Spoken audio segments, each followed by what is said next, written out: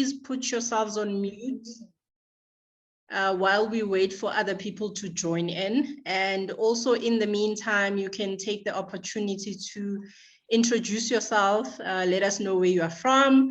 Are you like me in the East Rand where it's very cold? And let us know how are you keeping yourselves warm this morning for this webinar. So please drop that in the chat box and let's see where everyone is from. And then we'll give it a minute or two and then we will start the whole process for the webinar.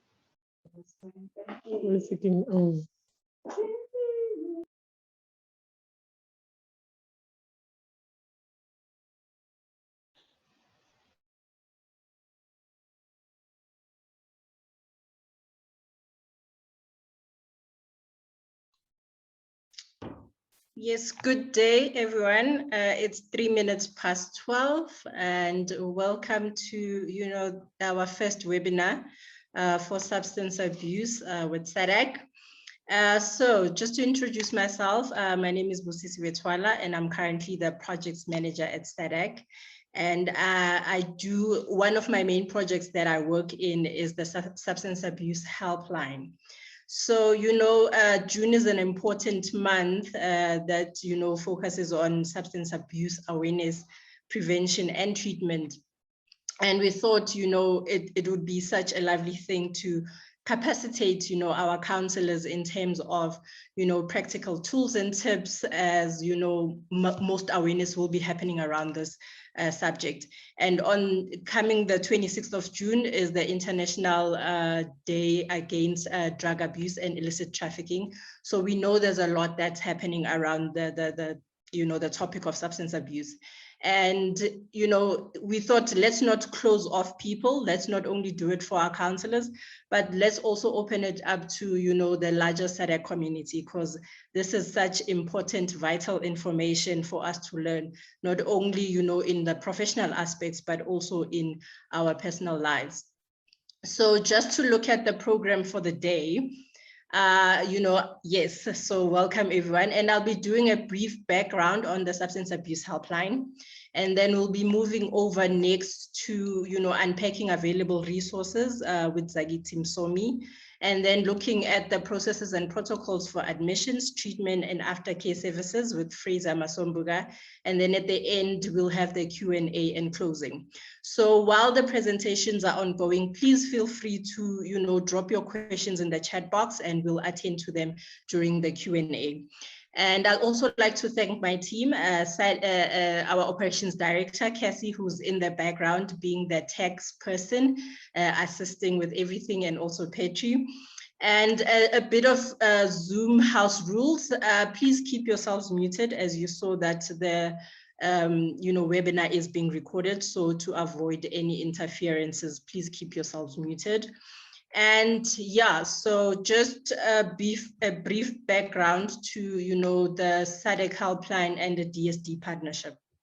So SADAG hosts the National Substance Abuse Counseling Helpline. It is a dedicated project with the National Department of Social Development. The helpline was launched in 2008 to assist callers with nationwide resources, referrals, and information, which is the key work of SADAG, running the call center.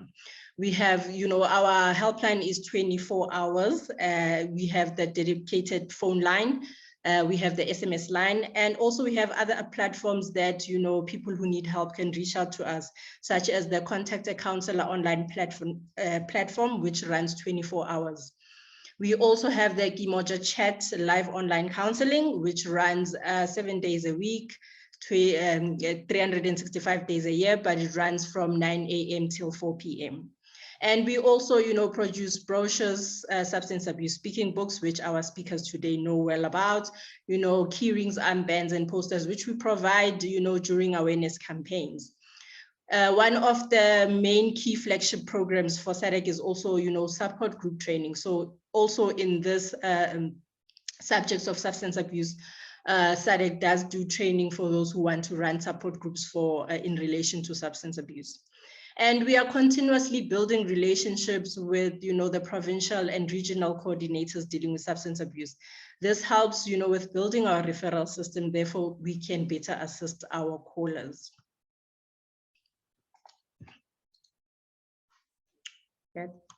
Okay, so this is, just a poster of one of the posters that, we have in production. And I'm sure most people know the famous number, the 0800 12 13 14, which is our go-to number. We also do have, the Facebook page, the Gimoja Substance Abuse page, where our media team posts various important information like tools and tips, what to look out for, various information about substances. So it's also a good platform where somebody can get more information on this. And then as I spoke about, our online counseling platforms, with one of them is Contact a Counselor. So if you go to the main page, homepage for SADAG, you'll find there's a nice orange button indicating the Contact a Counselor platform, where you can click on and a form comes up and you can fill in your details and indicate when you'd like to be called by a counselor. So this is manned 24 hours. And also the Gimoja live counseling, which runs from 9 a.m. to 4 p.m. as I'd indicated. So you can see with the purple arrow down there indicating where you can access the live counseling platform. So this is the form that will come up and you can fill in your details and start chatting to a counselor. So that is it from me. Today is not about SADAG pretty much. I'd like to, introduce our next speaker, Zagiti. If you can unmute yourself so that we know you are in the room, Zagiti. Yes, I am in the room. Thank you. Thank you, Zagiti. So Zagiti is a BA social. She holds a BA social work degree, which she obtained in 1999 at the University of Zululand. She holds also an honors in clinical social work, specializing in substance abuse, which she obtained at the University of Cape Town in 2018. She has been in the profession for 21 years. And currently she's working as a social work manager in the Ekurhuleni region, managing probation and substance abuse programs, and is the Ekurhuleni substance abuse coordinator. She has been in the field for 16 years. So I'm going to start flighting Zagiti's presentation.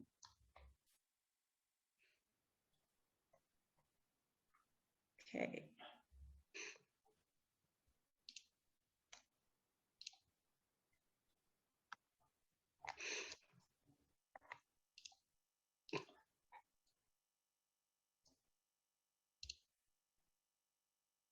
Okay, just wait. There it is. Can you see it? Yes. Okay. Okay, over to Okay. you, Zagiti, and thank you so much, for making the time and joining us and heeding the call when I asked you guys to come and do the talk for us. I'm looking to a very informative session, and yeah, over to you. Okay. Thank you so much, colleagues, and thank you for inviting me. Good afternoon. As Ubusi had indicated, I'm a Ekurhuleni a substance abuse coordinator, and I'm very passionate about this field of substance abuse. This is why I had to go to University of Cape Town to study more. So my presentation today is going to be about services that we have in Ekurhuleni region for the substance abuse program. And I will also touch on stages of change, because I realized as I was studying the field of substance, I've realized that the reason why we're having problems with substance abuse and people relapsing, it was because we never understood the stages of change. So I thought it's better that I speak to you, I talk to you about it. And I'm also going to talk briefly about case management, because in the field of social work and in the field of substance abuse, it is very important to manage cases, and we don't dump our clients or users. And I'm going to talk about the service that we have, which is part of our prevention program, which is a gig track. So in the services, can you move to the next slide, ne? Hello? Are you not seeing it? I'm already on the next slide. Okay. In the services of Ekurhuleni region, I would like to say I'm very happy to announce that finally this year, we've developed a team that is solely responsible for substance abuse. In the past, our probation unit has been doing everything within the probation unit itself. We were responsible for GBV, substance abuse probation, and people were not able to focus. So I advocated for a team. So in Ekurhuleni, we do have a team. I am the social work manager responsible for that team, and we have supervisors within the clusters and their teams. But then I'm just sharing the supervisors. Under the supervisors, we've got a team of social workers and social auxiliary workers working within the team. In Germiston, we have Ubongiwe, and that's her number. And we've got, in Boxburg, we've got Gladys Matlala. These are the new supervisors. They were employed on the 1st of April. And we've got U20 in Springs. 20 was employed in November, but then when we got the new supervisor, she's now only focusing on substance abuse. We've got Christina Sifala in Benoni. We've got Johnson Dawu in Nigel, and in Kempton Park, Tembisa, we've got Sonto Noche. And then I've shared the registered organizations. It's a long team. I'm not sure if Busi, can you share it with them? The reason why I'm sharing the registered organization is that as the department, we have a problem of unregistered organizations that are rendering the service. So it's very important that you have the list of those registered services organization within the units, within Ekurhuleni and in Gauteng. The database that I've shared is for all registered and accredited organization in Gauteng, and your inpatient treatment services. And then on stages of change, like I said, I felt when I went to study at UCT and when I did your Colombo training, we had a challenge of people, of our users relapsing. So I've learned that we were just taking everyone that was coming to the office and saying, I need to go to a rehab center, and we take you straight to a rehab center.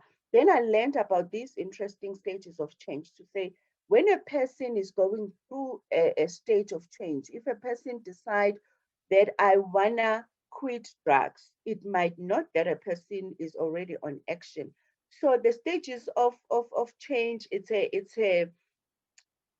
it's stages that people go through when they think about change. So there is a pre-contemplation. This is when somebody is starting or saying, you know, I think I need to change.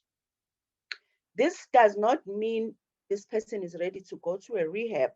So the mistake that we've done is that when a person say, I think I want to go to treatment center or to go to rehab, then we take the people. Then we've had a lot of cases where users are self-discharging. This person was really pre-contemplating. And then we have a person that is contemplating, really, you know, trying to find resources to say, where can I get help? And, you know, finding more information about the services that are available. And a person can also be on preparation, where a person start going to a SANCA, going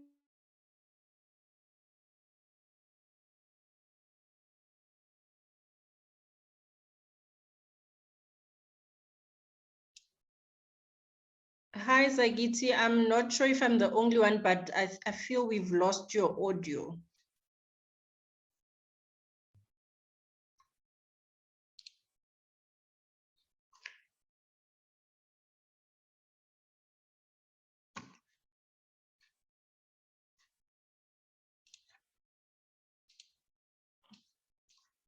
Seems we have lost Zagiti. Let me just try and get hold of her to see what the issue is.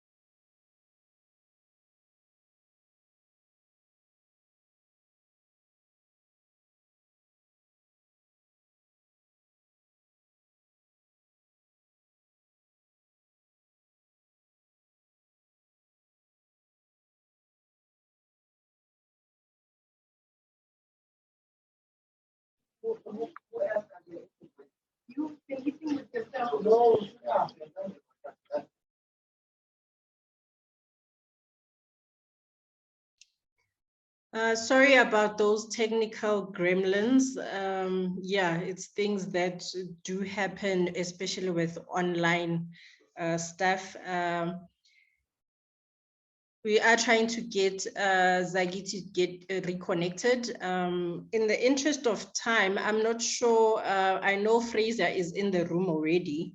Would you be comfortable to go over your presentation, Fraser? Not a problem. Okay.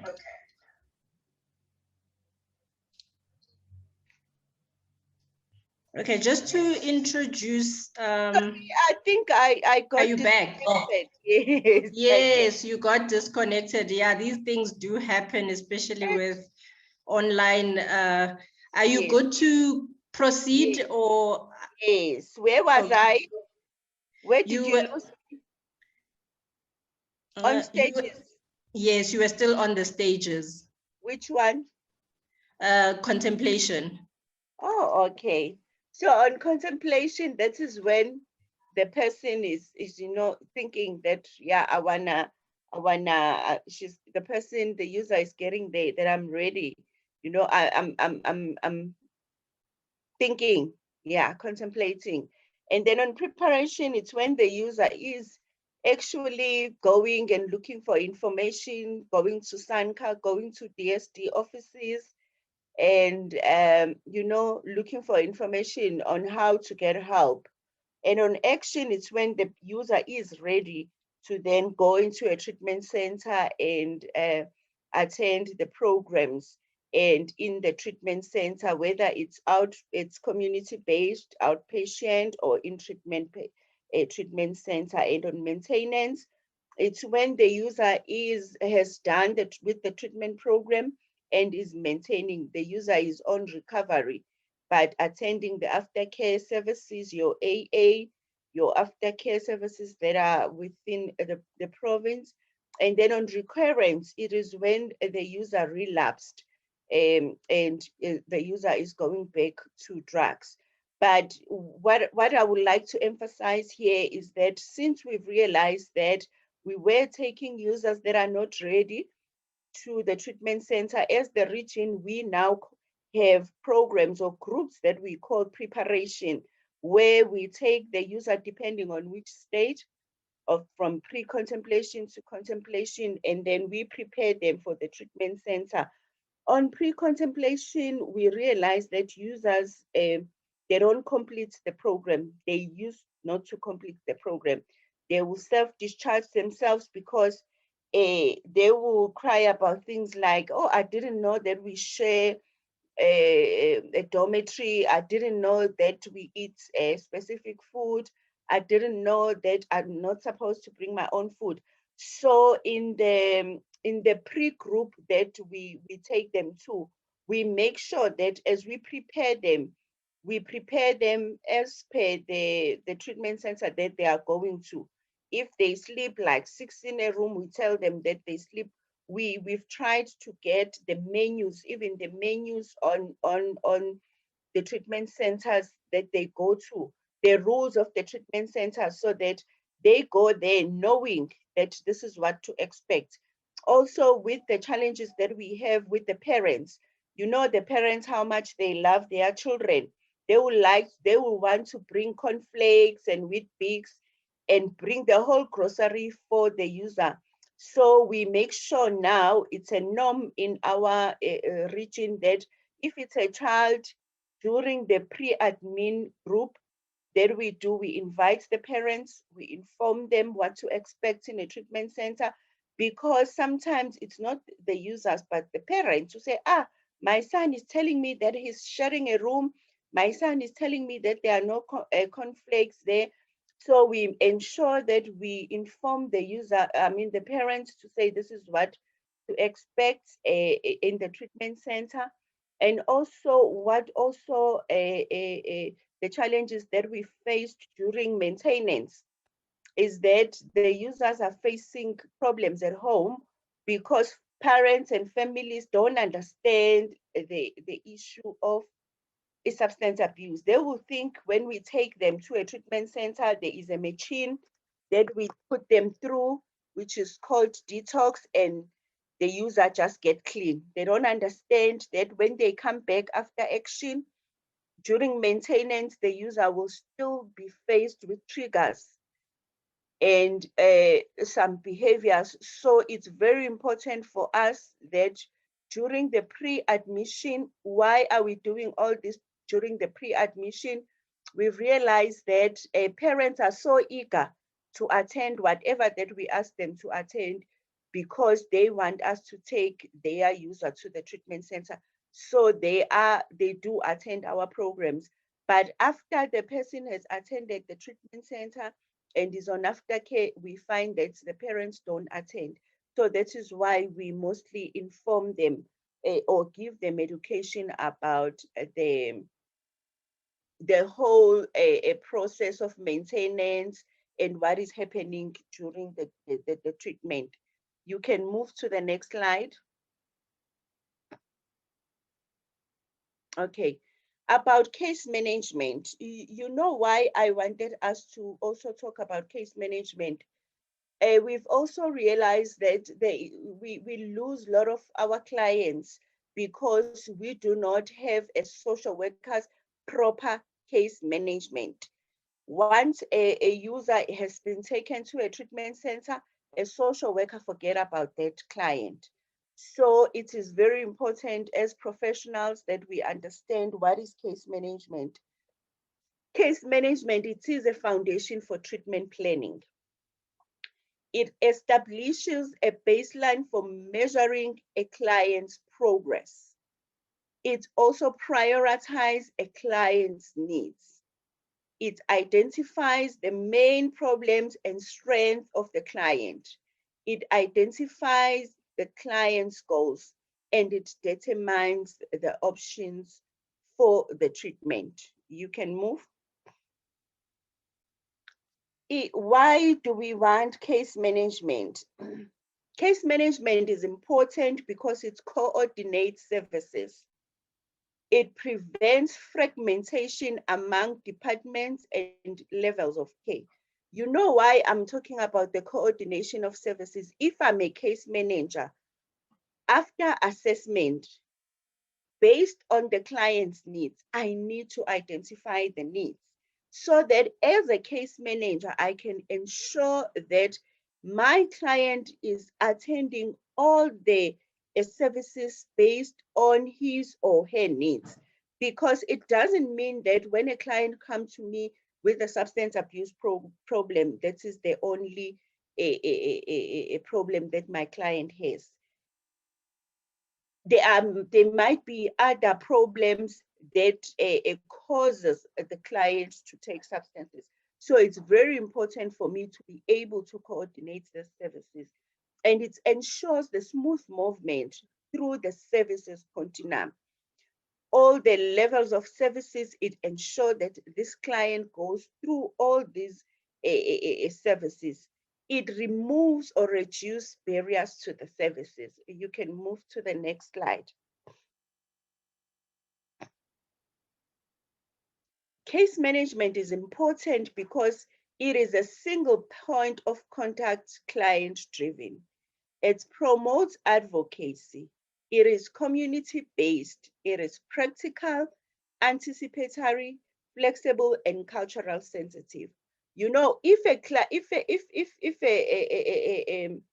a user has one contact person, you know, what I find within the service is that you find that we're moving our client from one point to another, and a client doesn't know who is my case manager.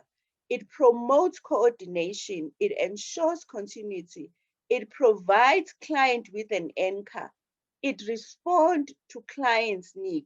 It identifies and clarifies options, you know. So this case manager of this client, you coordinate your services to your client. Your client knows, I have this anchor who is my social worker. You respond to this client's needs, and you identify and clarify options to this client as a case manager, which is currently lacking within the services that we render. You can move. It helps the client to obtain services because you advocate for your client. Remember, it promotes the client's best interest. It communicates with other systems. It speaks out on behalf of the client, because currently we have a challenge of social workers just sending, or professionals just sending a client to wherever without advocating for the client, without getting information for the client, without looking what is in the best interest of the client without communicating with other system, with other service providers that we are referring these clients to, without speaking and saying, look, Fraser, I'm bringing Zagiti to Sanka, you know. Please move. It helps clients to obtain local services. It ensures smooth transition to new programs or next level of care. It focuses on specific clients or community at large. It adapts to the individual's needs. It identifies suitable community resources, because as a case manager, when you work within the area, you will know your resources. If there are challenges within the community, it means there are needs identified within that community. So as a case manager, you need to go out and see how best can you assist this community at large, because sometimes it doesn't help that I assist an individual and not assist the community at large. Just for example, the case study, I mean, the study that I've done at UCT, I've realized that it was the effectiveness of aftercare services to say, you know what we do in this program of substance abuse, we take them and we take them to a treatment center. Ne? The treatment center is outside the community. Those that know me, they know I'm anti-institutional. I love community-based treatment centers. Unlike when we take them outside and we take them to a treatment center, we're leaving them in the community. I always use an example of swimming lessons to say, you take me, you teach me to swim in a swimming pool. It's a protected environment. But where I stay, I don't stay in a swimming pool.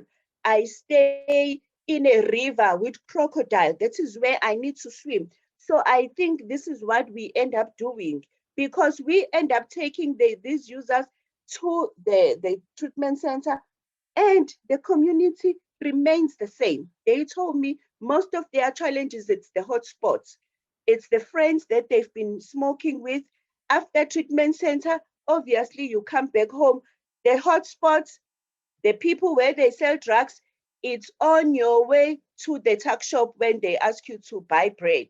So you pass this hotspots every day when you go to pass bread, to buy bread, because we don't do anything about the community. So it's very important that when you focus on your client's need, you focus on the community at large so that we can identify what is happening within this community. That is why I love outpatient and community-based, because you teach them a skill today. They go back home, then they face the challenge and say, oh, I tried that skill when I was home. Then they come back and ask you, okay, how do I deal with this? Unlike when they are 6 weeks in the treatment center, because I understand that most parents, because they are tired, I do understand these children and these users have been giving them problems. They think that the solution is to take them to a treatment center, which is an inpatient treatment center, which is very protected. It's just, you know, it's like I said, it's like a swimming pool. They learn these skills, but there's no way where they practice yet in the community. But parents, it's still a challenge that we need to sell more community-based than the inpatient treatment center. You can move to the next slide. Okay. And what I like about the case management, it does not only focus on the client. It focuses on the family, it focuses on the friends, it focuses on the school. With the research that I've done on the effectiveness of aftercare, I've also realized the stigma within the family. Whenever something is lost, they will feel, it's him. It's, you know, the stigma within the community, they still call them Bonyaupe boys. So they don't, you know, get that support, especially within the family. The family doesn't understand the substance abuse as a disorder. or as a problem. So we as a case manager, you need to focus in teaching the family. Whether the client is still attending the treatment center, you need to focus on the family, the friends. You need to also render your services towards the friends. You need to identify, and I always encourage families or parents, when they bring a user for help, I ask about friends. What if we then try and engage within the community, this group of friends, because you cannot isolate them from their friends. And it's also very important when we do like the readiness, on the stages of readiness, we ask them, what is it that they're going to lose?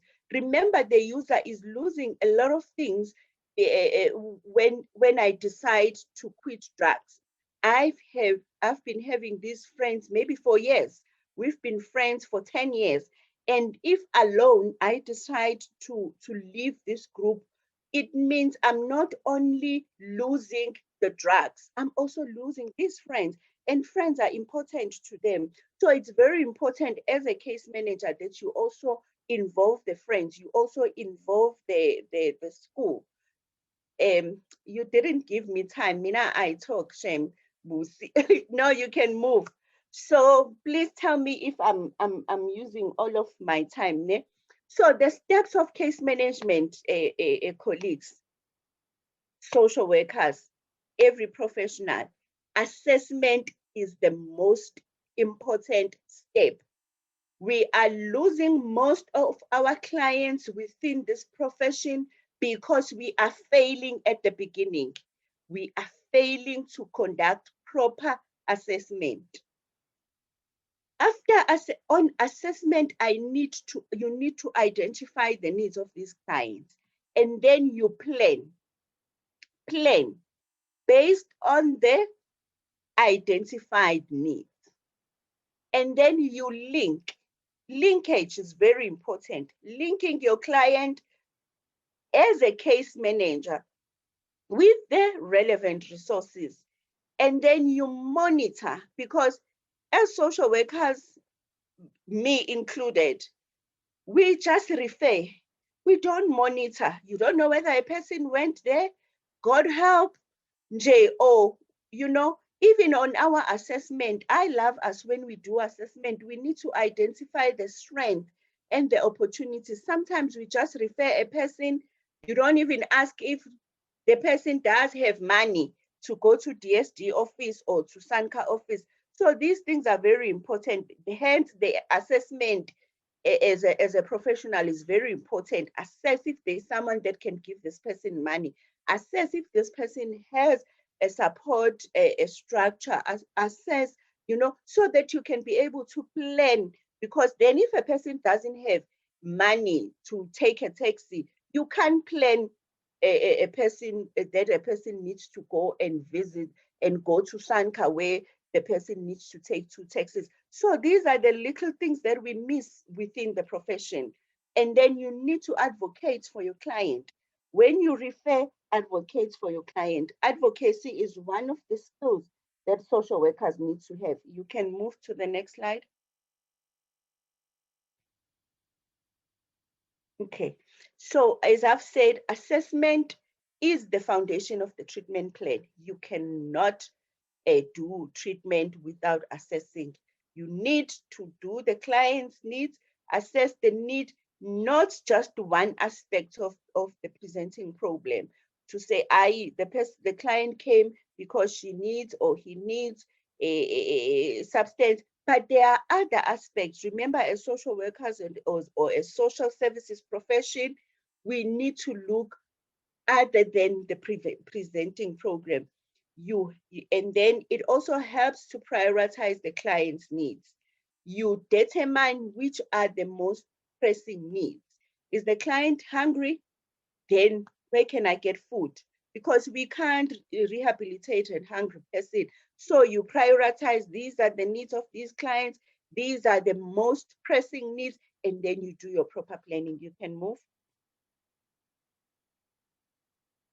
You prioritize the goals of the client. your client's main problems and strength, as I've said, identify the problems and identify the strength. SWOT analysis in IDP. What are the client's overall needs? So you can't just, I normally, when we do like your DQAs, I see that social services profession, I'll say social services profession because this profession is not only for the social workers. You just write problem with drugs, you know, and you like, okay, maybe that's the main problem, but what are the other problems within that problems with drugs? So those are the things that you need, and then you plan according to that. You can move. Yes, planning, what is the emergency need? Maybe this person is trying to commit suicide, that's an emergency. This person is running away. You know, sometimes we get clients that are being beaten up by the community members because they are tired of them. So identify those emergency needs of the client. What are the basic needs of this client and what are other needs? And then you will win your client. You can move. Okay, so this was just an example of saying when you identifying the needs, okay, maybe the basic or the presenting problem is substance abuse, and then the other problem is family disintegration, and the other problem is unemployment. So you've identified these needs as for your client, then you can move. And then, so with your plan, you will have goal 1, which is maybe taking the client to a treatment center. Goal 2, family reunification, you know. Goal 3, then, you know, you see a professional plan. You see, because now I just get frustrated to say, how do you help this client if you don't have goals to say this is, it's like, you know, they will write, take a letter to the doctor, you know, treatment, but these are just the steps of taking the client, but the treatment plan as a whole. You can move. Okay, linkage. This is the key. For social services profession, you need to develop a referral database. You will add, maybe last time you've checked, we had Sanka Boxberg, and Sanka Boxberg is closed. You had already informed your client to go to Sanka Boxberg. So it's very important that you develop your referral database. When I've been practicing for 21 years as a social worker, when I started practicing, I had, it was an index one, you know, and then you had like your resource list, then you had all your list. Now we are upgraded, and you can have your database within. I've sent one to Busi for all our treatment facilities. You can start from there and develop from there, but have your referral database and keep on updating it. Check if it's a registered organization, because the organization, sometimes they can be registered this year, and next year the registration can be withdrawn, or accreditation can be withdrawn. So it's very important. Prepare your client for referral. If there is money to be paid for drug test, say go to Sanka. At Sanka, they open Thursday from 9 to 2, and Friday, and you need to have 60 Rand, and you know, just prepare, give information to the client. Don't just send your client and the client figure. I'm not saying Sanka pays. No, they don't pay. I'm just making an example. Okay? Client goes there, the client finds, oh, I need to pay.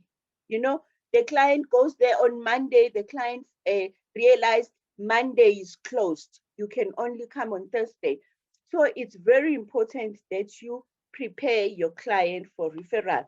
If there's 2 taxis or whatever, the client needs to know everything that is expected. Do you need to go there for, you need an appointment to go there, or you can just go at any time? Follow up on referral. You know, we are working with a very sensitive group of people. You can refer a user and think the user went to Sanka. Kanti the user found a gogo and the user grabbed gogo's 100 rand and bought another fix. The user didn't go there. So it's very important that you phone and phone the client and ask, did you go? Were you able to go? Even here, when you prepare a client, ask, are you going to have money to take a taxi to Sanka, take a taxi to DSD, to take a taxi to DSD, Germiston?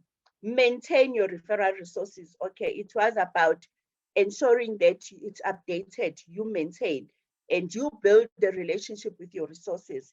You phone and say, Fraser Uzagiti is coming, so that when Zagiti goes there, Fraser is waiting, because we just, we tell them over the phone, or we just tell them and say, okay, go there, or, we don't do proper referrals as the social services profession. So we need to write down date and time and, address if it's possible, so that the client will know exactly, and the client will not give up. Remember, these clients, they're very sensitive. They give up within a second. You can move.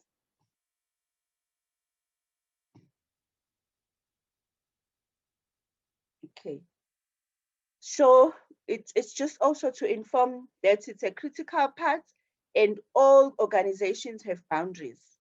So you need to understand, okay, we were meaning here, like I know when I was in probation, NICRO needed its forms, even currently, like with Verport, your life care treatment centers, they have their own forms. So if that organization has its own referral form, don't use your own organization's referral form, use that form. NICRO had their own life, City Many have their own. So you need to then know the boundaries. And you also need to negotiate with your referrals. I have very good relationships with the treatment centers that we refer to, and it helps. It really helps when you say, hey, so build relationships, so that you can have those connections, and it will be easier for you to refer your clients and your clients. And sometimes there are things like that happens. I'll just make an example. Maybe we've referred, most of our users have, comorbidities, maybe TB, HIV, psychotic problems. And then the treatment centers, their boundaries is that you bring all your medications. Ne? But if you've got relationships, and your user came with medication that will last for 2 weeks, you can always, break those boundaries and say, please, I'll make sure that I will bring the next the other medications, because it's very important that you build a relationship. Because sometimes if you take your user there and the user is already on action and ready to be admitted, the next thing they don't accept that user, it's going to then break a relationship with your client. You can move. Okay, so this was also just to say, for substance abuse, it can be your treatment services internally and externally. Family, you can refer them to family services, which is FAMSA. We've got the development centers, which are internal in the Department of Social Development, and we've got external ones. And I would also like to share that we've got very good program with development centers. In Egoruleni, we've got Shilembeni, and I encourage social workers or social services professions to take them as group. For any process, take them as group. so that you take them on all the stages of preparation to the treatment center, and then you take them through the treatment center, and then you can take them to a development center. What happened in the development center, Shilembeni, we train them because during the research that I've done is that after treatment, they have nothing to do. They just, sit at home and, end up going back to the very hot spots that we remove them. So what the developmental centers do, they treat them as skill, tile making, plumbing, and whatever. And after completion of the program, a sustainable livelihood, which is part of our program within the department, they give them a startup pack so that they can go to their community from being the Nyaupe boys sitting in their corner to the tile makers. Now, when you need tiles, you can go to them and ask them to put tiles. They do. There's aluminum window, fitting. Now they change your window to the aluminum, and then that whole group. But then it becomes very difficult if you take one, and then you find that it's very difficult for you to grow with this group. Hence, I encourage you guys to move with the whole group and ensure that you take them from a initial phase until the aftercare, where you see them as a corporate or as a group that is doing plumbing within the community, so that the community can see that we are working within the substance abuse. I will also try and it's you can't do it directly. You will have to via the departmental social workers and or the organization. But in Ekurhuleni, we do coordinate and have a meeting with our Shilembeni, and because there is a bus it's a 3 months program. We have a bus. It takes them every day in the morning for the 3 months. They get food from breakfast to lunch and take them back. So it's very important that you link in with our registered organizations and within the region, so that then once they are done, we can tell you, because as I've said, we only have one pickup point. If this quarter we're taking Kempton Park, then you will go to Kempton Park. If this point we're taking Nigel, so that you will know which cluster are we taking in that particular quarter. You can move. Okay, monitoring. I've explained this. It's very important that you monitor your client, you follow up on the progress, because sometimes a client will not have money and the client will be scared to come back to you. So identify the barriers. Was there a waiting list or what? It's very important for you that you keep monitoring your client, you coordinate. If a client had a barrier, you are able to then advocate and coordinate the service for the client. You can move. Okay, the gig track. This is me. In our gig track, the department has this track. It's a very nice track. It assists us currently with the COVID. And when you need it, also you need to via the Department of Social Development in Ekurhuleni region. And then you can also move the other slide. Busi is also the bigger part of the gig track. This is the whole gig track. It has a screen. When you want to do education, you can slide, you can put in your slides. It has a stage, it comes with a stage, it comes with chairs, it comes with tables. I coordinate the booking of this track, and then I speak to it is administered by AYDF, but the coordination is done via me as the regional coordinator. We try, because you see it's a very big track. There are a lot of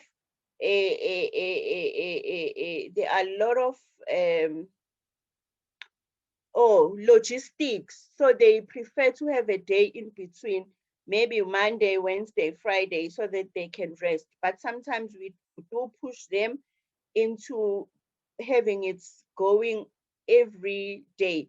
This truck can only be utilized by our registered and accredited organizations, because we've realized that those that are not registered, they will do events, invite this truck, and the next thing, take pictures to the funders and say, we are working with social development, whereas they are not registered and accredited. So that is why we are very strict in saying they need to via us. I hope I didn't take much of your time. This is the end of my presentation. Thank you so much, Kimoja. I'm fine without drugs.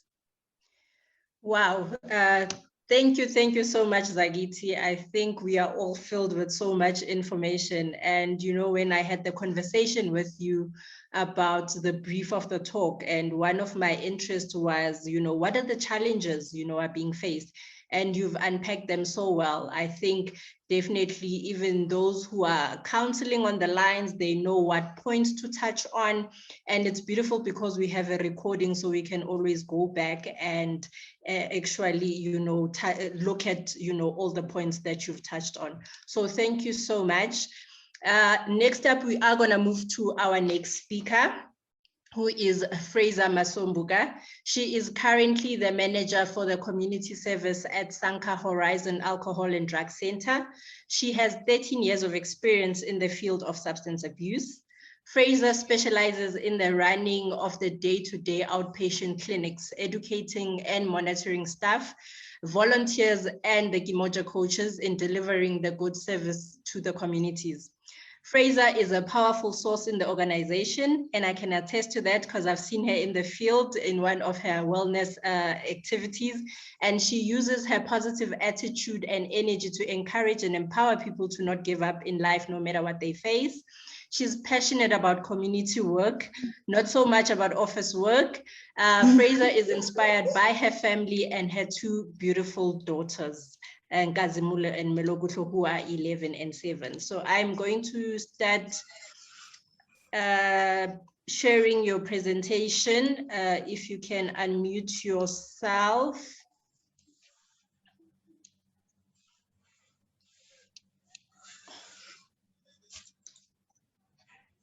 Over to you, Fraser. Okay, thank you very much, Busi, and good afternoon, colleagues.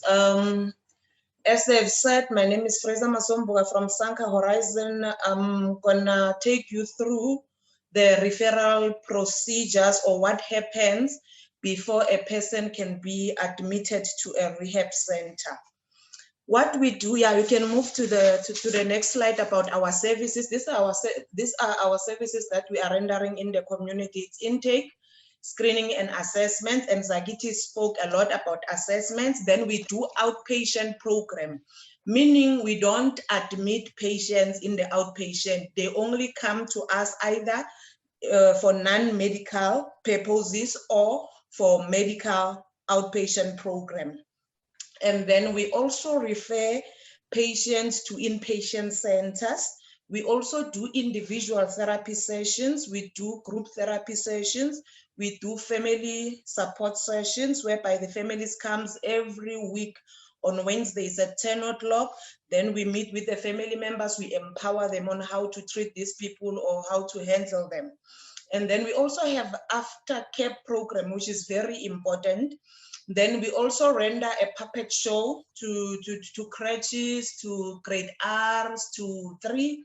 And then we do class talks to those who can be able to listen and respond to whatever that we are teaching them. You can move. And then we also go to community clinics whereby we educate our communities about the services that we are rendering. We are doing door-to-door campaigns. We are doing campaigns in the community, even if it's taxi ranks. And then we are doing educators trainings to teachers so that they can be able to identify if learners are using, because they spend most of the time with the educators in schools.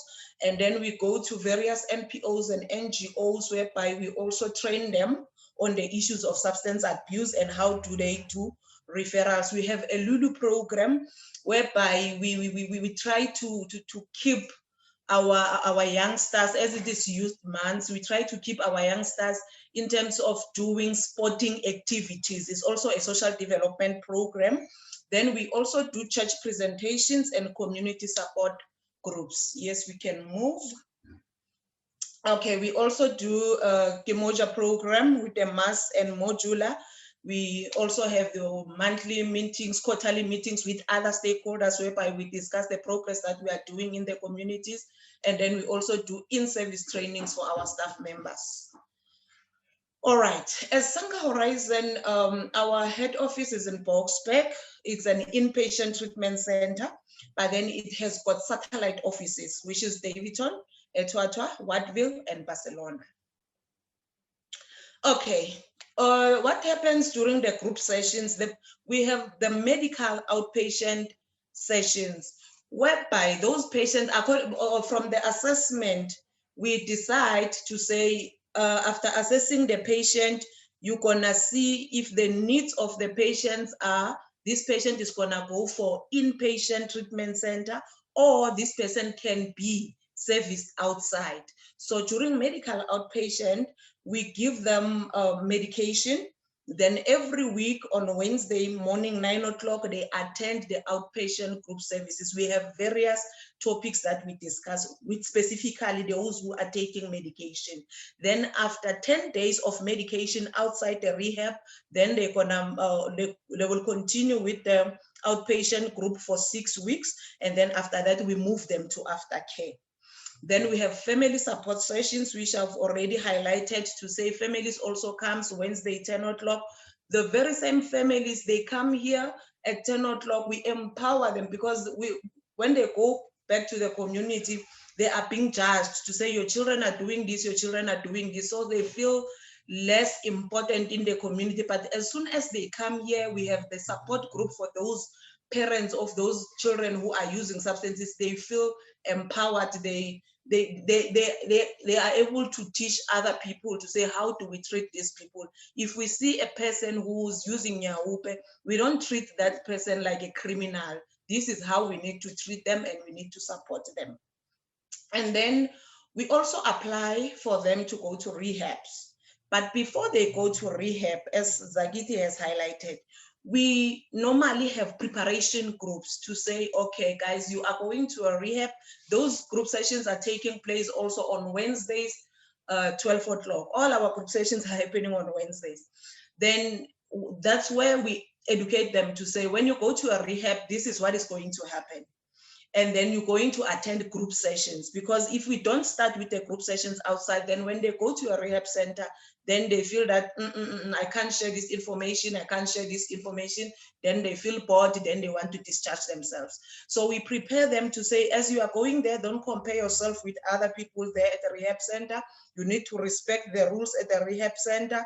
You need not to compare yourself, because you know yourself and you know the family that you are coming from. So as you're going to a rehab, you must know exactly what you want.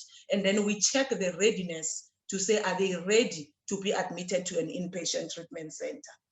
Then as soon as they are out of the inpatient treatment center, or they are done with the outpatient program, we put them on aftercare. Then on aftercare also, it's group sessions, individual therapy session, and family support sessions. With all the group sessions that I've mentioned, quarterly, we have what we call family conferencing, where families and the users, or the ones who are coming from the rehab center, we have one joint session whereby they talk about the progress that is done or the challenges that they are facing. Then on aftercare, we also try to form groups of what is it that they want to do, because they get bored if they come back from the rehab center. What was keeping them busy, it was the use of substances. Now they have all the time. So we need to ensure that they are not bored, although they come only on Wednesday for the group session, but then they come Monday to Friday for other activities. Like we also have the gardening project. We also take them for skills development, as Zagiti has highlighted about the Shilembeni Skill Center, where they attend for 3 months, and then still when they come back, we accommodate them, we continue with our aftercare program. And then we also have ADP. Our ADP programs take place Tuesdays and Thursdays afternoons. This is the non-medical program. These are the children who are being referred either by families or by schools. They are on the experimenting phase. They were caught maybe with dagga or with alcohol or with crystal meth, whatever drug. We put them on the program, then we educate them about the dangers of substances, but still we also go deeper in having individual therapy sessions with them to identify if there are other issues maybe at home that they are experiencing. All right. And then the waiting list for admissions it depends on each treatment center and the capacity to admit. As we all know, during COVID, you find that if this treatment center was taking 300 patients before, now they have reduced, because as soon as they admit this week, then they need to put those people on quarantine for 2 weeks. Then they can admit a new group. So it depends. Most of the rehab centers that we are using, they have now reduced the numbers for admissions. And then you find that females admissions are faster than the male admissions. That is due to the number of males using substances and the stigma towards females who are using drugs. You find that females, we do have a lot of females who are drinking alcohol, who are using nyaupe, who are smoking dagga, but they don't want to be seen, or they don't want anyone to know about that. So they are hiding themselves in the corners because they cannot come out to say we have a problem. So you find that even though most rehab centers do not admit females, with those who are admitting females, you find that the number for admissions of females is less, but still it's easy for females to be admitted in the rehab centers. It doesn't take long. And then also with teenagers, we have those treatment centers that are admitting teenagers. Also, you find that most teenagers, yes, they are using, but it's not a big deal because they haven't been to that stage whereby we can say they need admission to a treatment center. So we normally recommend that they are being treated outside until we see that no, nothing is going well after having those individual therapy sessions and having those family therapy sessions. We can move. Okay. Many of our patients, after they are being treated outside, they are being treated outside or inside. Some prefer to be admitted to halfway houses, whereby after 6 weeks, you go back to your treatment center or you don't even come back home. So it differs also. We have Vetport Treatment Center, which is in Brakpan. We have Second Chance Recovery Center, which is in Mamelodi. We have Randfontein Treatment Center, which is in Joburg. I'm only referring to these three because they are the ones that I'm working with. So you find that the Vetport Treatment Center, the capacity that they take is only 100 males up to a year. And if I say up to a year, it means a patient can stay for 3 months, and if they feel now they are fine after 3 months, they've attended also the skills development, then they can decide to leave. But if their home circumstances still are not good, then the patient can stay for 6 months, the patient can stay up to a year. And then with Second Chance, they only take 20 males per 3 months. And the waiting period for Second Chance, the list is very long. You can wait for 2 months before you can be admitted. And then also for Randfontein Treatment Center is 20 males and 20 females. Then there's a 3 month skills development programs whereby they do boiler maker, construction, soft skills like your computer, your plumbing, your tiling, the ones that also Zagiti touched based on, that they are done by Shilembeni Skills Center. They also, during the halfway houses, they give them job opportunities whereby the security companies would go there and select and have interviews and select if they can take those people from the treatment centers. They also do cleaning. Even the cleaning companies do go there and ask for those people, and then they go back to the treatment center. They watch the cars of the social worker or staff members who are working there, and then families can be able to visit them. But then they are now, during COVID, they are not allowed to visit home. But before, they would sign a leave of absence, then they would visit home. Then the criteria for halfway houses is if a person is in need of a place, meaning this person is staying in the streets, then they will qualify to stay in the halfway house. If the home circumstances are not conducive for the client to go back home, then that person can also be admitted. And then, okay, you can go up. I've already, okay. Okay, the treatment centers that we refer to is Sanka Horizon Alcohol and Drug Center, whereby they stay for 28 days. Then Vetport Treatment Center, they stay for 6 weeks. Ranfontein Treatment Center, they stay also for 6 weeks. Then there's Dr. Fabian and Florence Ribeiro Treatment Center, which it was formerly known as Magaliespoort in Kalinin. They also spend 6 weeks. All right, the challenges that we normally face is early discharge by patients, because as Zagiti has highlighted about the stages of change, you find that this person was not ready, or this person did not know where is he going, or this person was forced maybe by the family, or this person was threatened by the community. You find that there are various reasons, but then mostly you find that they convince each other and then they discharge themselves. You can send maybe 5 patients and then they phone you the following day to say 2 of your patients are discharging themselves. And then you find that such patients are the ones that did not want to attend even the preparation session that we do weekly, because as soon as they register with us, we put them on the preparation sessions. Then you find also that there's lack of support from most families. Sometimes families are tired, but as soon as they attend those sessions, you know, they also realize their mistakes. They also realize where they went wrong with the clients, so they are able to fix those problems. But then you find that most families are very angry. They don't even want to hear anything about the clients. And then as social workers, we have to intervene.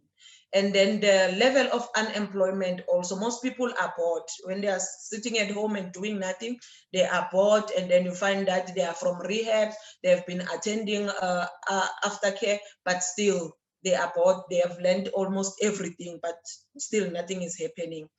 And then the other one is not wanting to attend aftercare, because you find that when they come back from the rehabs, these people are so, you know, they look so good, they look so handsome. Then you find that even the family don't see a need for them to come for aftercare. And that's where the problem starts. Then patients testing themselves. How do they test themselves? You find that they still go back to those corners.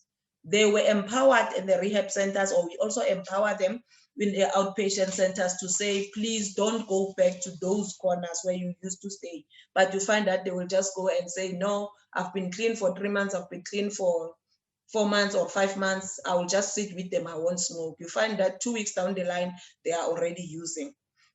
And then the availability of drugs in the townships. These people go to rehab centers.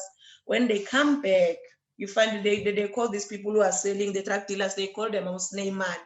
You find that there are extra 2 additional snake mans in the township. So obviously the environment in the township doesn't change. They have changed, but the environment is still the same. In fact, the environment is worse now. Then the myths about drugs, especially with the teenagers, you find that they will tell you, if you're smoking dacha, then you become clever. If you're using this drug, then this is what happens. Also, those myths, they are the ones which are giving us challenges, because what they know is what they know, and they don't want somebody to tell them anything about that. Then temptations when they are having money. These people, as soon as when they come back from the rehab, some people with construction companies will come to us to say, do you have people that we can take to use by our construction companies? You find that those people, as soon as they are paid, then it becomes a problem. Monday, they no longer go back. The biggest issue is the use of alcohol, because they were using Yahupe, they went to rehab or they came for outpatient, but then as soon as they come back, then they want to replace whatever drug that they were using with alcohol. Then of boredom is the biggest issue in our townships. People are bored, they don't have anything to do. All right, the involuntary admissions. As SANCA, we do only voluntary admissions. Then the involuntary admissions are done by different magistrate courts via Department Social Development, social workers, the probation. What you need to do as parents need an affidavit stating that the child or the adult is abusing substances and is refusing to go for treatment. Then they will give them a court date, then the parent and the child will attend, then the probation social workers will compile a psychosocial report to a treatment center. Then on the day of admission, the court order will be issued, and then that person needs to stay at the rehab center for 6 months, if it's 6 months, until they complete the program. If they discharge themselves, then they will issue out a warrant of arrest. Thank you.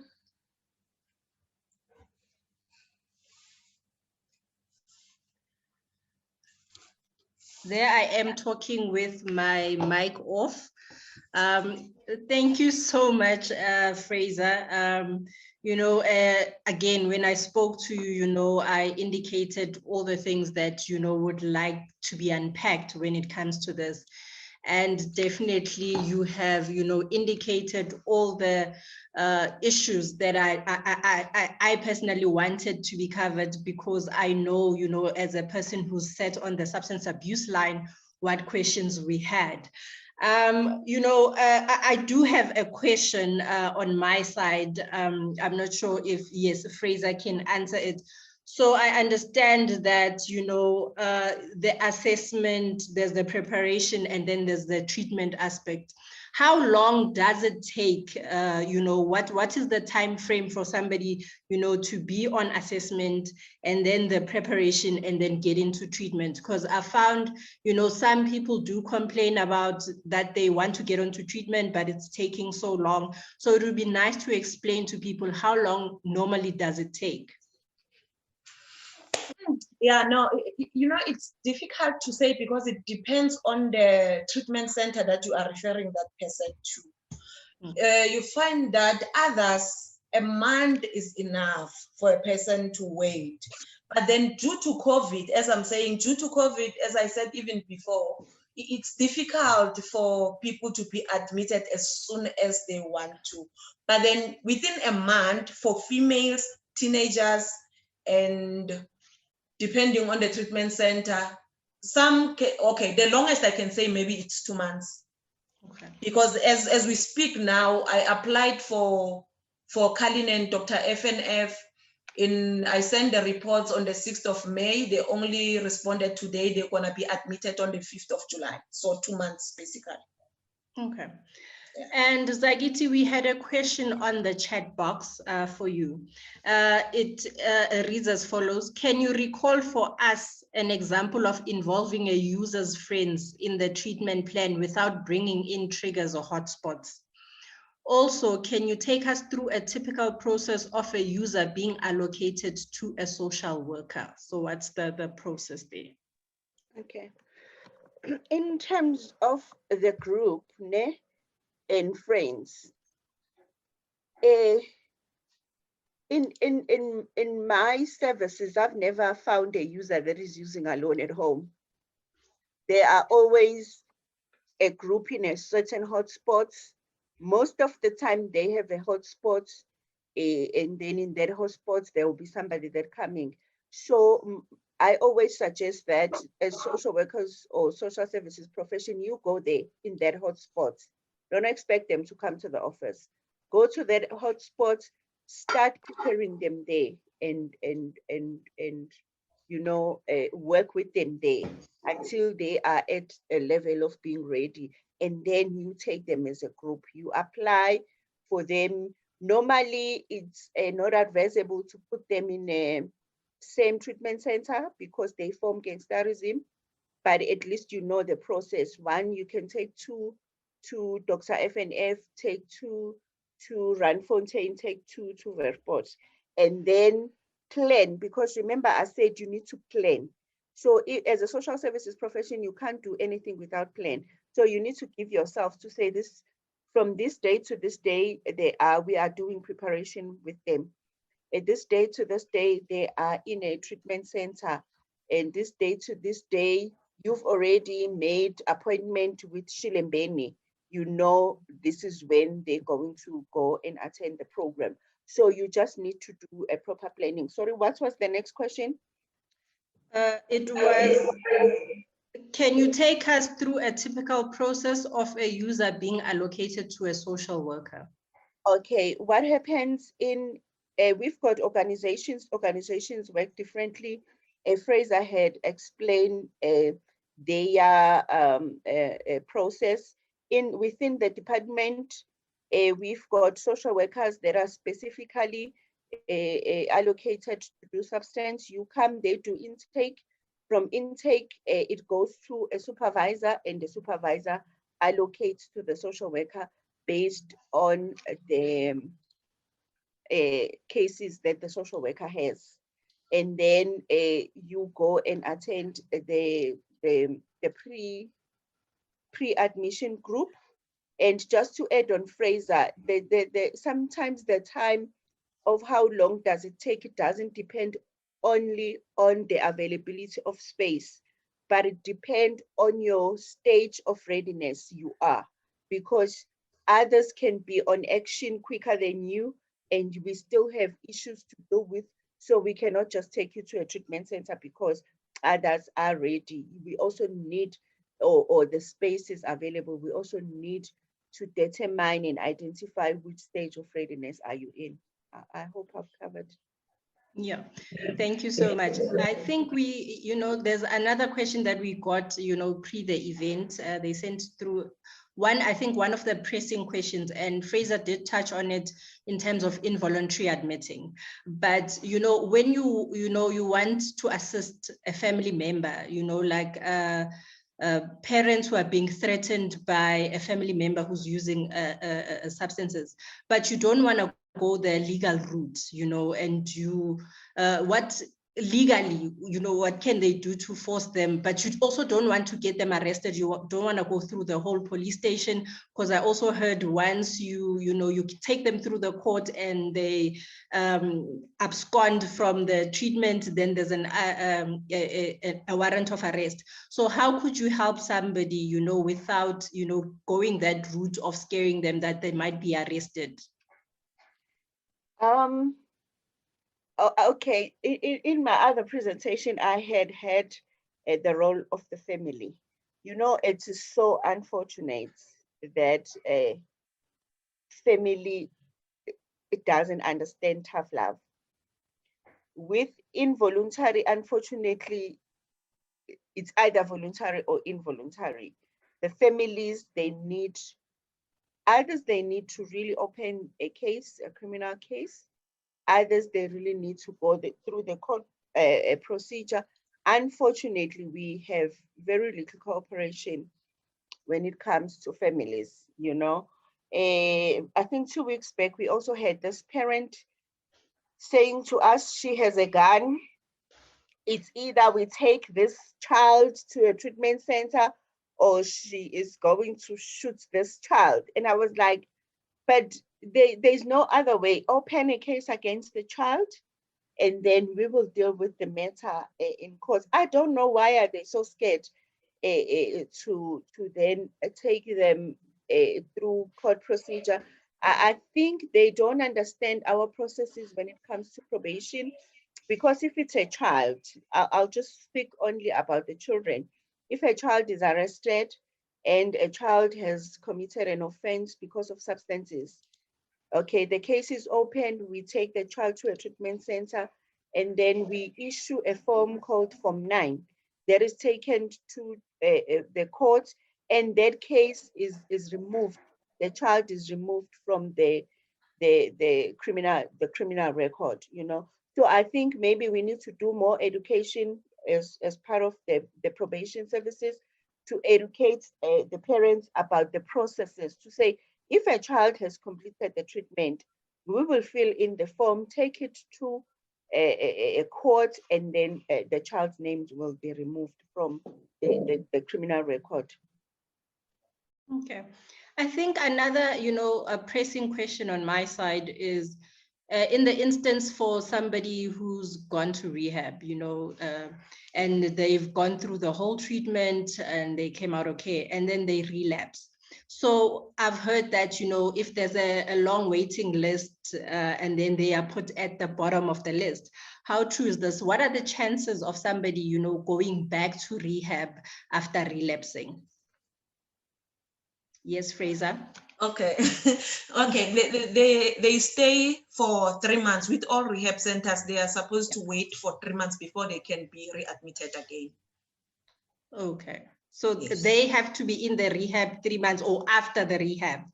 No, if they relapse, they are already out. Then they Yes. relapse. Then they need to wait for 3 months. 3 months to be on the second intake. Okay. Yes. All right. So it's, yeah, because the way it sounded like they could wait for years while, others are prioritized. So it's good to hear that, also those who've relapsed, they do have an opportunity to go back to rehab. Okay. I'm looking at the chat box. I can't raise my hand. Sorry, I can't raise my Okay. hand. Okay, Yes. I also just want to emphasize on the issue of a waiting list. Ne? As the department, we are saying we don't have a waiting list, but because we've got, I've sent you, please share it with them, ne? The list. It's just that you'll find parents and users choose. Maybe the client that Fraser was talking about, the client wanted Dr. FNF for some reason. You'll find that the client will say, and now because it's an issue, if then a parent or a user will call a maybe presidential hotline or head office and say they are in a waiting list. And so what I normally encourage the social workers is to say a user must write and sign that I was offered to go to a Verport and I don't want to go to Verport. And then I rather be on a waiting list, because then for us with Utibelo, it's sometimes becoming a problem to say, if we've got so many spaces, why are clients on a waiting list? We really try to avoid, and should you have challenges with admission to treatment center, please call me. Even though now the biggest challenge that we have is COVID, because now they need to be in isolation before they move to the bigger ward. But then on a normal, what I normally do, I take the dates and then have all the dates to say, this one get admit on this date after but we try to avoid, and should there be challenges, please contact me, and then I'll do my best to see where can we best quickly admit a client. No, thank you so much for availing yourself in that aspect.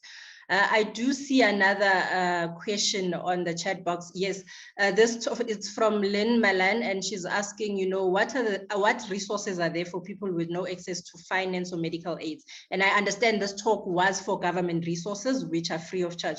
But you also touched on, when people don't have finances to go to those places. So how do we tackle, that problem for people who literally don't have finances and they need to be somewhere to start their treatment? Okay. Fraser, would you want to answer? Our services are free, but then if parents choose to, okay, we used to have, I think Fraser will correct me, Sanka Horizons used to be a private nurse, Fraser, and then the government to subsidize all their beds. I'm not sure if it still remains, but Fraser, because she works there, she will know. They are private, completely private, it's up to a parent if you choose, you know, you also choose to go to a Charlotte Maxeke or Sanwar Park Hospital. So we do give that options because we, just like we have public hospitals and private hospitals. So, but our treatment centers and funded treatment centers are for free. Anything Okay, to add, Fraser? Yes. Yeah, we have treatment centers like our House of Mercy, Sanka Horizon. It's only the Hlengwani for teenagers, which is still private. But then there's also a section, which is the bridge for those ones who cannot afford to pay. But then with the recommendation of the social worker, also we can still use treatment centers like House of Mercy, whereby if the parent cannot afford to pay, then I can recommend to say, can they admit that person, because we don't want them to wait longer. Okay. One last question, and I think it's one of the questions that most people, want to ask. How do we hold, social workers accountable, especially when they look like they're not doing their job or supportive of the patient? Where do we go? That one is for Zagit. In my okay, colleagues, in my region, you can come to me. But we have so many. I think you can call any toll-free number. We've got your president. Unfortunately, I don't have them now, but we get cases from your presidential hotlines. We get cases from head office, MEC's office. But I always encourage people, because you can go to the president. If it's Eguruleni, it's always going to come to me. So instead of delaying the case and starting with the president sending it to the province to the region, right? Just speak to me when it's within my region, whether it's within the organization like Bo Fraser and other SANCAs.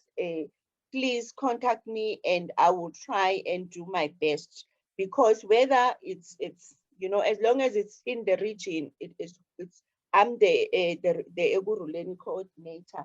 And then if I don't help you, then you can report me maybe to my director and to my MEC. But we do try and resolve the matters. Thank you so much, ladies. I truly appreciate your time and all the information that you have provided us. I've gained so much, from this session alone, all the things I thought I knew, but I knew so little of. So I'm sure I'm speaking on behalf of so many people, and I saw so many chats saying this is very informative, and they're looking forward to, to having your presentations shared with them. And, it's lovely because the session is recorded. And yeah, so thank you so much, ladies. Yeah, so in bit of closing on my side. Sorry, I think yes, there is V. Smith here who said my question has sort of been answered. Okay. And correlates with the procedures I do follow and advice to the parents. I found parents that are scared taking actions involving the court and SAPS. Yes, it's true. It's very challenging, but unfortunately for now, it's still like that. We need to involve the court. And as I have said, is that we will then try and educate the parents more. Maybe they are scared that their children will have the criminal record, but we will just do our best in assisting them and by educating them. Okay. I'm also seeing a hand, Lulega. I know we are a bit over time, so thank you to everyone who's still with us. I'm gonna ask you to unmute and just share if you have a question quickly. Yes, thank you very much. Thank you for the invitation. It's Lulega from Sukuma Circuit Development.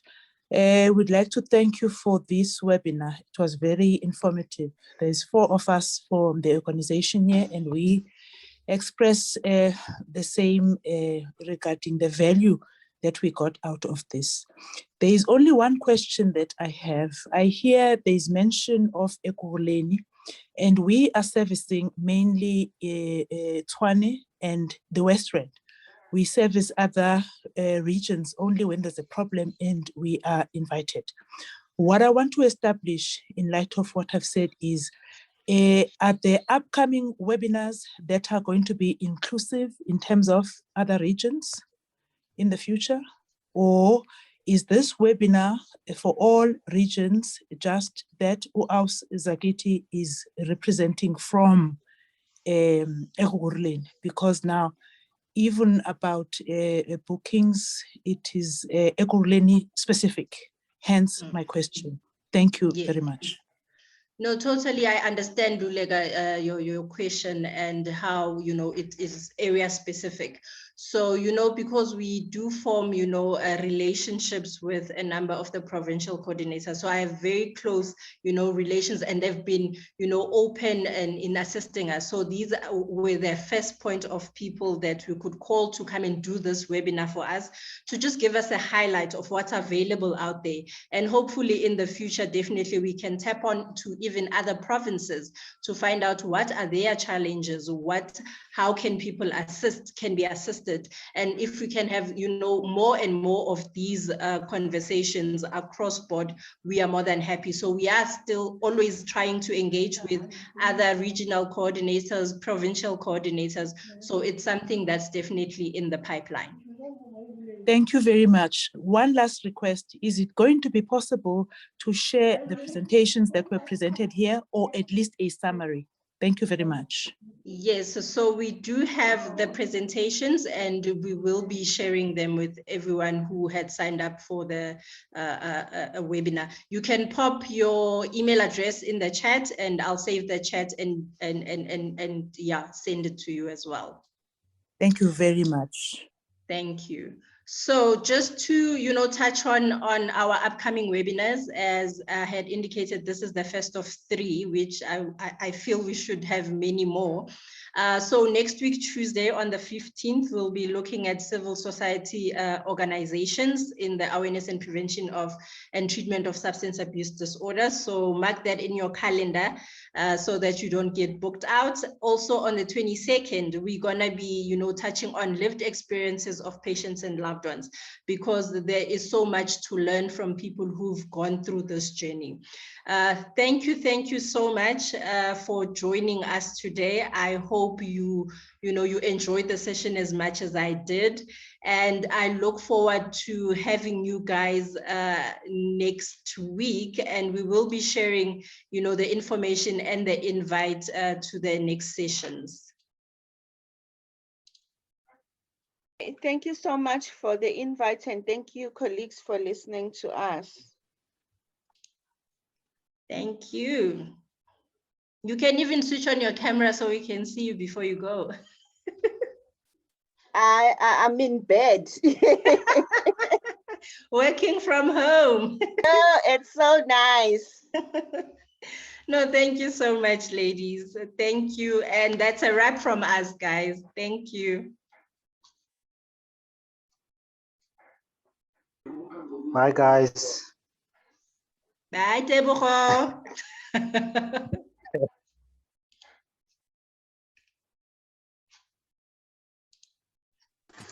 Thank you. Bye. Thank you, Tere.